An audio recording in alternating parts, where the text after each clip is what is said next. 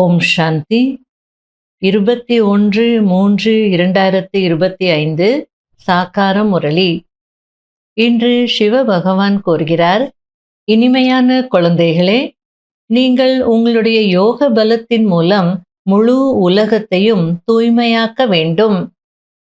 யோக பலத்தின் மூலம்தான் நீங்கள் மாயையின் மீது வெற்றி அடைந்து உலகத்தை வென்றவராக ஆக முடியும்.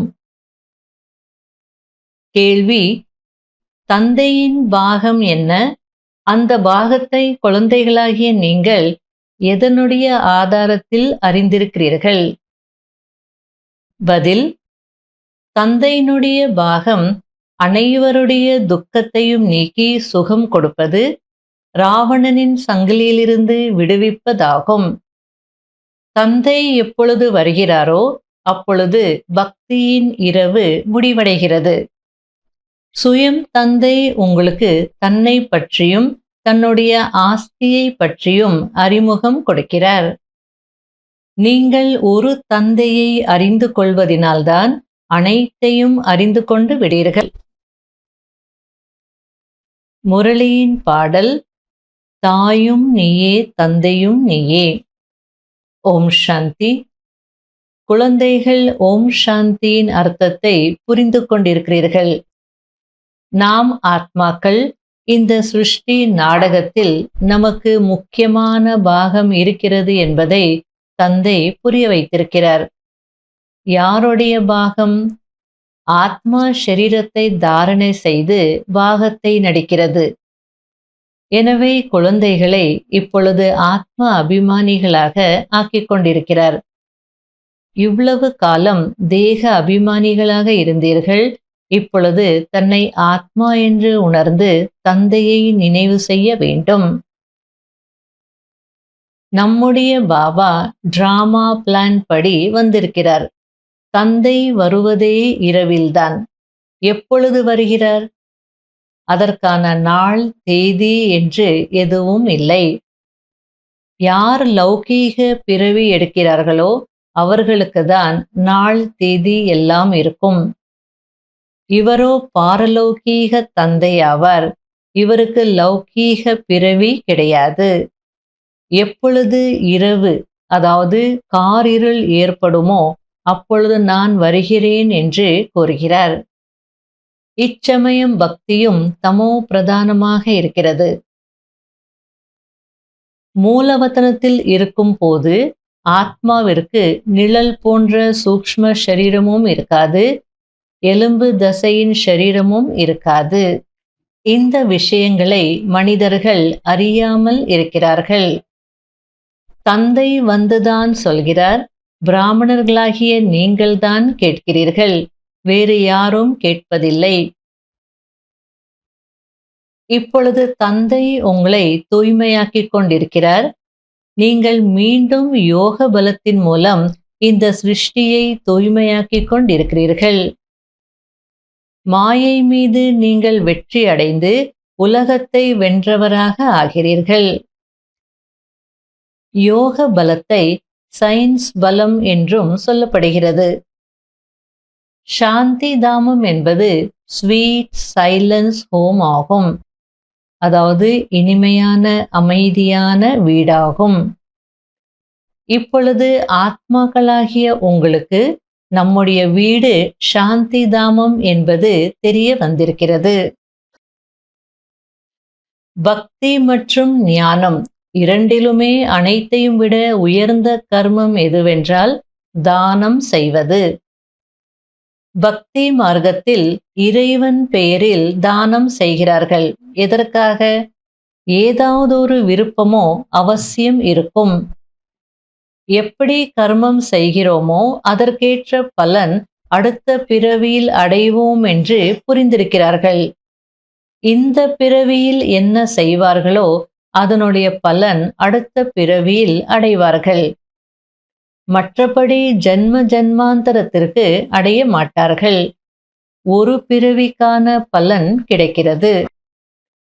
அனைத்தையும் விட மிக உயர்ந்த கர்மம் தானம் செய்வதாகும்.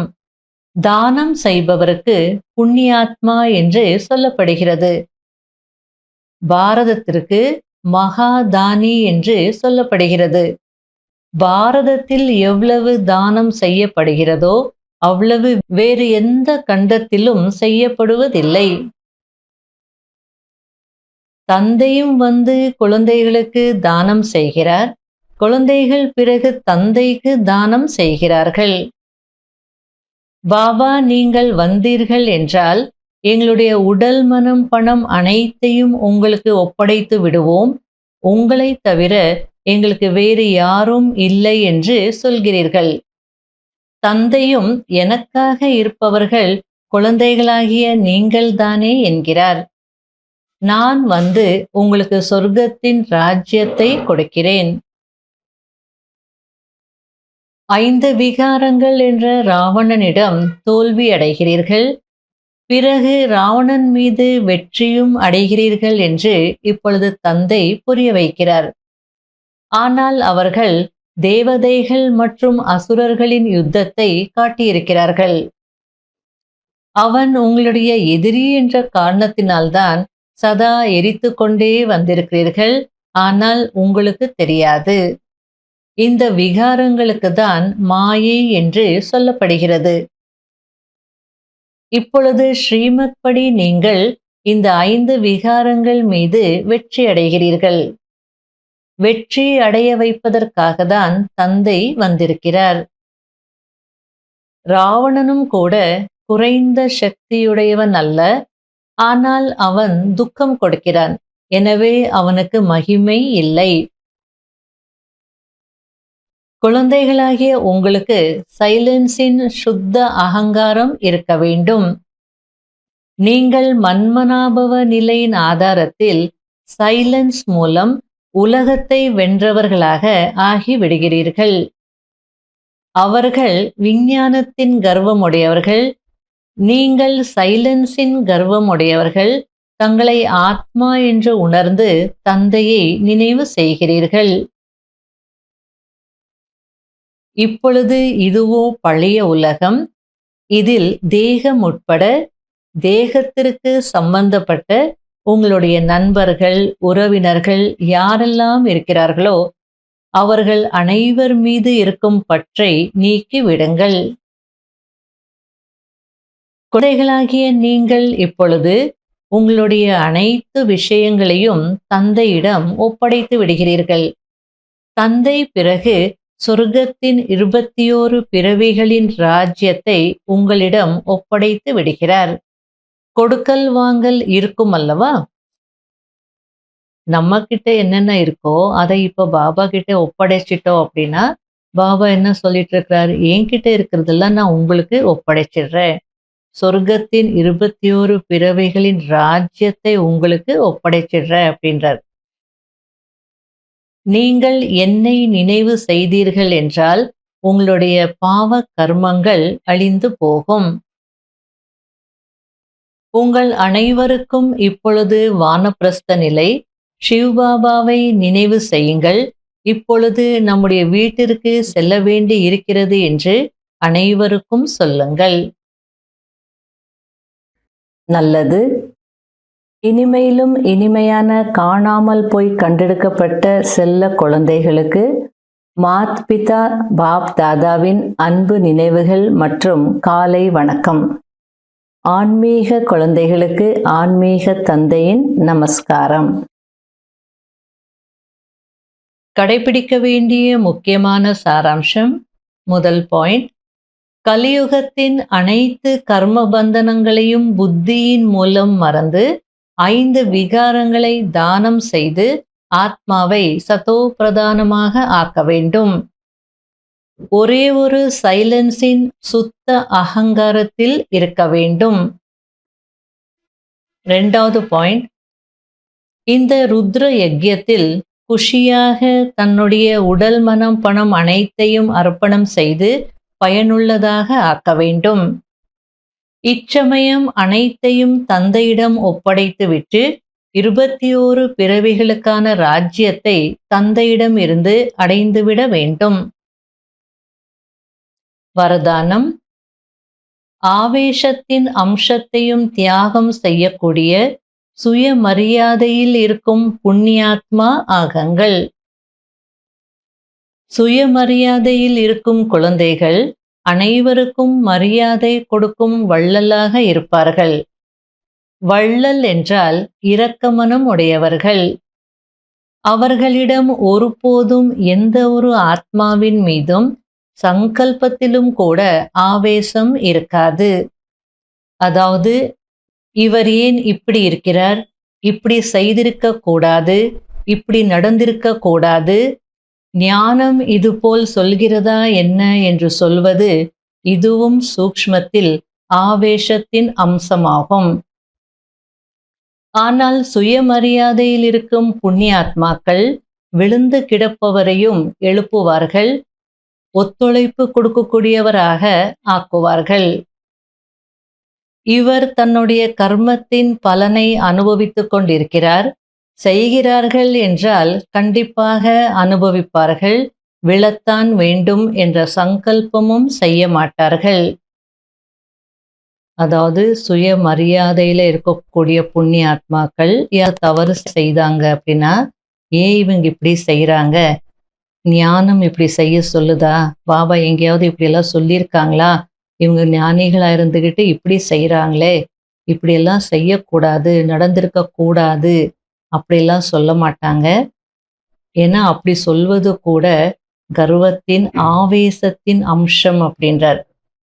கீழே விழுந்திருக்கிறாங்க அப்படின்னா அவங்களையும் எழுப்பி உதவியாளர்களாக ஆக்குவாங்க.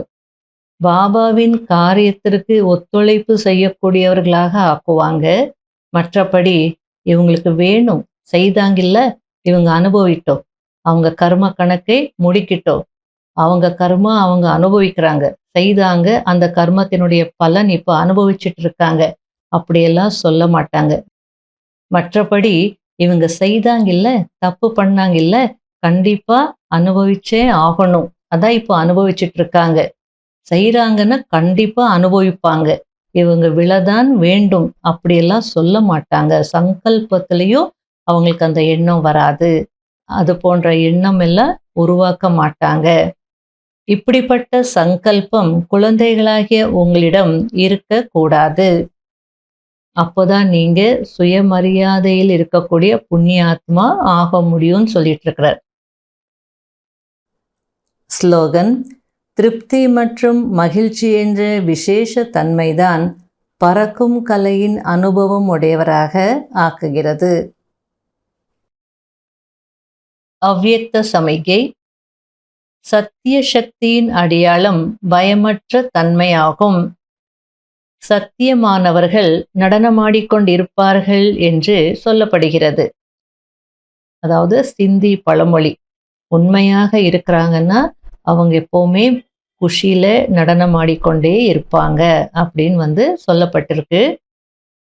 அதாவது சத்தியத்தின் சக்தியுடையவர்கள் சதா கவலையற்ற நிலையில், யோசனை இல்லாமல் இருக்கின்ற காரணத்தினால், பயமற்று இருக்கின்ற காரணத்தினால் குஷியில் ஆடிக்கொண்டே இருப்பார்கள்.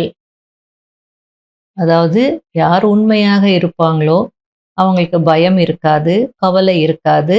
ஆகையால அவங்களால தான் குஷியில ஆட முடியும் அப்படின்னு அந்த பழமொழி சொல்லுது. ஒருவேளை தன்னுடைய சம்ஸ்காரம் அல்லது சங்கல்பம் பலவீனமாக இருக்கிறது என்றால், அந்த பலவீனமே மனநிலையை அலைச்சலில் கொண்டு விடும். ஆகையால் முதலில் தன்னுடைய சூக்ஷ்ம பலவீனங்களை அழியாத ருத்ர ஞான வேள்வியில் ஸ்வாஹா செய்யுங்கள். ஓம் சாந்தி.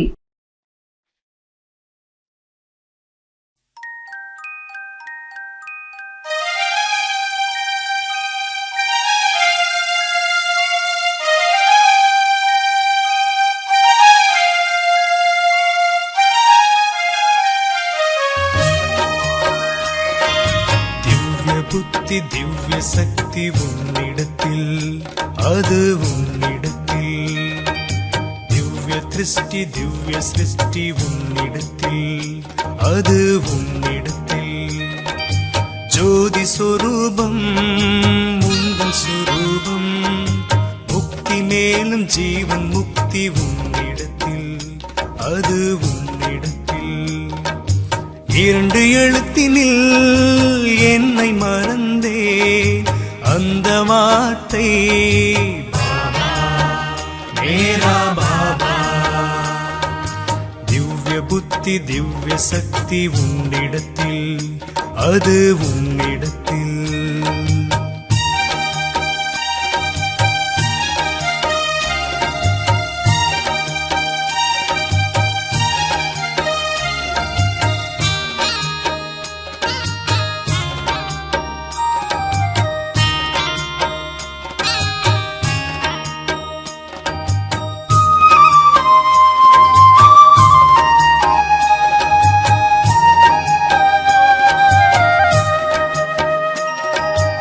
இந்த காலம் மாறும், காணும் பொருளும் மறையும், உன் அன்பு மட்டும் மாறாதே, உன் கருணை மட்டும் மாறாதே. உன் திருஷ்டி பட்டதும் நான் தூய்மையாகிறேன், நான் புனிதமாகிறேன். இரண்டு எழுத்தினில் என்னை மறந்தேன் அந்த வார்த்தை பாபா மேரா பாபா, பாபா மேரா பாபா. திவ்ய புத்தி திவ்ய சக்தி உன்னிடத்தில், அது உன்னிடத்தில். திவ்ய திருஷ்டி திவ்ய சிருஷ்டி உன்னிடத்தில், அது உன்னிடத்தில். ஜோதி சொரூபம் உந்தன் சொரூபம், முக்தி மேலும் ஜீவன் முக்தி உன்னிடத்தில், அது உன்னிடத்தில். இரண்டு எழுத்தினில் என்னை மறந்தே அந்த வார்த்தை பாபா மேரா பாபா. திவ்ய புத்தி திவ்ய சக்தி உன்னிடத்தில், அது உன்னிடத்தில்.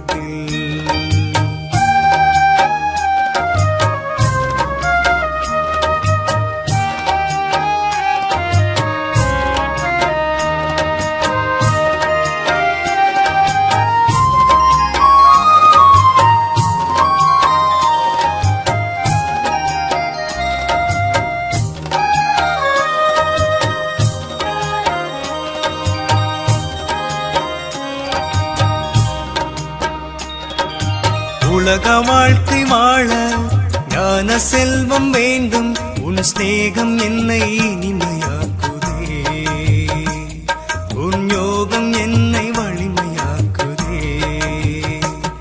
உன்னை புகழ்ந்து பாடியே நான் பெருமை அடைகிறேன், நான் சக்தி அடைகிறேன். இரண்டு எழுத்தினில் என்னை மறந்தே அந்த வார்த்தை பாபா மேரா பாபா, பாபா மேரா பாபா. திவ்ய புத்தி திவ்ய சக்தி உன்னிடத்தில், அது உன்னிடத்தில். திவ்ய திருஷ்டி திவ்ய சிருஷ்டி உன்னிடத்தில், அது உன்னிடத்தில். ஜோதி சொரூபம் உந்தன் சொரூபம், முக்தி மேலும் ஜீவன் முக்தி உன்னிடத்தில், அது உன்னிடத்தில். இரண்டு எழுத்தினில்